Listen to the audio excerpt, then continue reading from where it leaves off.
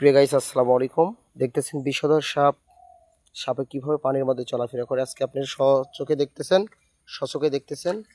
এই এটা হলো গহমা সাপ। তবে লক্ষ্য করুন সাপটি কিভাবে চলাফেরা করতেছে। বিষধর গহমা সাপ। তবে এই ধরনের সাপ যদি আপনাদের অত্র এলাকায় কারো ঘর বাড়িতে বের হয়, অবশ্যই আমাদের ফোন দেবেন। স্ক্রিনে দেওয়া নাম্বারে আমরা আপনাদের এলাকা থেকে আমরা সাপগুলো ধরে নিয়ে আসবো।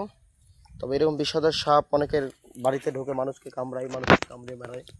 তবে অবশ্যই গাইস, আমরা আজকে চলে আসছি সাপটা উদ্ধার করার জন্য। তবে সাপটা উদ্ধার করতেছি রাজশাহী বিভাগ। এটা রাজশাহী বিভাগ। এই জায়গাটার নাম দুর্গাপুর চোনাতাপাড়া। দুর্গাপুর থানার চোনাতাপাড়া থেকে সাপটা উদ্ধার করতেছি। তবে লক্ষ্য করুন, সেই গহমা সাপ বিষধর। এটা নতুন, এখনো ধরি নাই গাইস। লক্ষ্য করুন, ওরে বাপরে বাপ।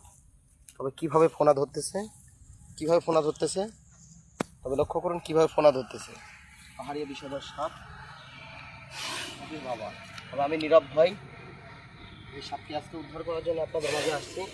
এরকম বিষধর সাপ যদি আপনাদের অত এলাকায় বের হয়, তাহলে অবশ্যই আপনারা ফোন দেবেন, স্ক্রিনে দেওয়া নাম্বারে যোগাযোগ করবেন।